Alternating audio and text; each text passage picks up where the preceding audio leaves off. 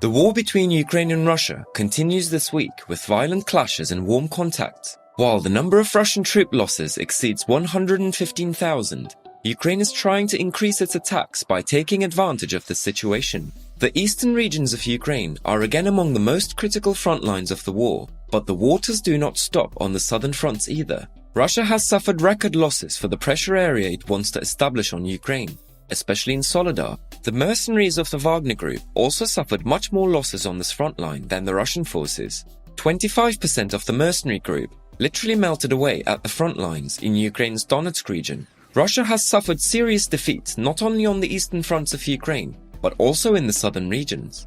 In the Melitopol and Tokmak regions, in line with the intelligence provided by the Ukrainian partisan groups, the artillery units of Ukraine carried out attacks against the invading soldiers. Ukrainian partisan groups also carried out operational actions in the interior of Melitopol this week. All these negativities created a great indignation in Russia. Moscow's policies, especially on Ukraine's eastern front lines, did not bring any clear victory and, on the contrary, caused a great military loss.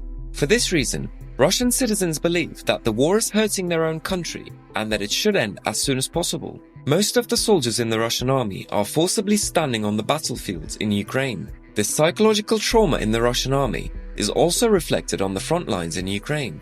Thousands of mobilized Russian soldiers have already participated in numerous anti-war protests to date. Russian commanders left the battlefield many times by abandoning their soldiers at the front and fleeing. When we look at it, the Russian army has already entered the period of collapse. The negative effects of the Ukrainian war also caused serious problems within the borders of Russia. You remember the Russian soldiers who detonated their S-300 missile system with unmanned aerial vehicles in Bryansk. Also in the Zaporizhia region, it wasn't long before a Russian commander blew up the command center with his own tank and blew up his own soldiers with it.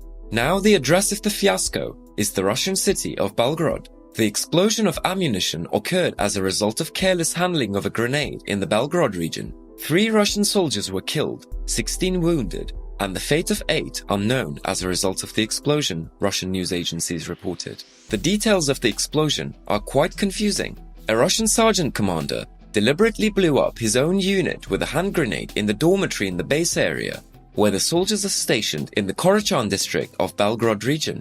It has been reported that investigations are still continuing in the case of an ammunition set exploded as a result of the deliberate detonation of the Russian sergeant's grenade. But as we mentioned, whether there was any intent in the explosion will be determined after research, because the presence of thousands of anti-war soldiers in the Russian army greatly increases these possibilities. Also, after the grenade explosion, a large fire broke out. The area where the fire broke out was 450 square meters, and it was claimed that the flames spread to other military ammunition in the armory. As a result, several more explosions were reported. It is estimated that the number of injured Russian soldiers will increase with the effect of the fire. According to various sources, the explosion occurred at the cultural house in the village of Tonenka, where mobilized military personnel was stationed. The grenade was detonated by the platoon commander, a Russian senior sergeant. The Russian sergeant took the RGD-5 grenade to gain authority in front of his subordinates, and then he pulled the pin and caused such a scandal. Such situations, which seemed like accidents at first, have actually begun to be seen very often in the Russian army, especially recently. But the Russian army does not reveal these incidents in any way, even if they are deliberate. The reason is that the morale and motivation of the Russian army, which has already collapsed, is not completely finished. As Divine Justice YouTube channel, all of our findings are created by the work and analysis of our field warfare expert team and are based on data from the US, UK, Russia and Ukraine Ministries of Defense and independent war analysis and monitoring sources. In the city of Belgorod, friendly fire situations are often experienced among Russian soldiers. Such scandals are constantly happening not only in Belgorod, but also in many military regions of Russia. Following these scandals, there is nothing left in the name of unity and order, both within the Russian army and among Russian citizens. In addition, Russia's constant changes in the military chain of command fuel the negative effects of the war and cause Russian soldiers to break away from the war with each passing day. The best example in this regard was the Kremlin administration's replacement of the commander of the Ukrainian invasion for the second time in 3 months. President Vladimir Putin has renamed the head of forces in Ukraine 3 months ago. Chief of Staff Valery Gerasimov will lead the war, which Putin calls a special military operation. General Gerasimov replaced Sergei Surovikin. In the 3 months after General Surovikin took office, attacks on Ukraine's energy infrastructure had intensified. In the statement shared by the Russian Ministry of Defense, it was noted that the appointment of General Gerasimov was made for the different elements of the Russian armed forces to act more organized and effectively. Some experts interpret the reassignment as a sign that Surovikin may have gained too much power. In fact, these experts are quite right about this. Surovikin was getting very strong and probably skipped Russian Defense Minister Sergei Shoigu and Chief of Staff Gerasimov while talking to Putin. For this reason, the great and dramatic change in the Russian army was made openly. The Moscow administration can easily arrange such situations. However, such inconsistency and indecision within the Russian army poses too many risks for the course of the war. These changes are very useful for the Ukrainian forces because the Russian generals, who are the newly arrived army commanders, take a certain period of time until they get used to the situations on the battlefield. During that time, the Ukrainian forces are able to make their advances much more easily. The policies followed not only within the Russian army, but also by the Wagner Group, which fought for Moscow on Ukrainian soil, have a great importance.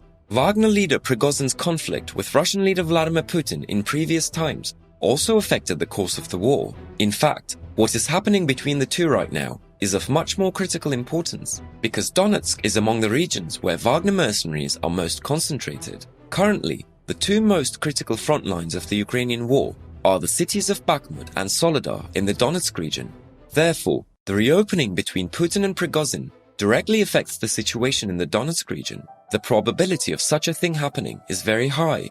Even now, there are cracks within the Wagner Group. In fact, one of the top executives of the group recently turned his back on the mercenary group. Andrei Medvedev, who left the Russian military company Wagner, of which he was a senior member on 6th of July, sought asylum in Norway. Medvedev, who was stated to have entered Norway illegally last week, was transferred to Oslo after applying for asylum. The Norwegian Immigration Service confirmed that Medvedev had applied for asylum. On this subject, UDI stated that no further information could be provided for security and privacy reasons. After the file was presented to the Norwegian authorities, Medvedev was transferred to Oslo. Norwegian police reported last week that a person had crossed the Russian border and entered Norway illegally. It is believed to be Medvedev, who has been on the run since leaving Wagner on the 6th of July, according to the Norwegian news agency NTB. While it is known that Wagner, owned by Russian oligarch Yevgeny Prigozhin, operates in many countries, mostly on the African continent, the Russian military company in question announced last month that it had established a friendship and cooperation center in Serbia. It was stated that the pro-Moscow RT news portal published an advertisement in Serbian that Wagner was looking for fighters in Ukraine and encouraged people to do so. Divisions, friendly fire, and rebellions in Russia affected Moscow, the Russian army, and its citizens, as well as the Wagner mercenary group. It seems that the progress of the situation in this way will completely cut off the Russian soldiers and commanders from the war.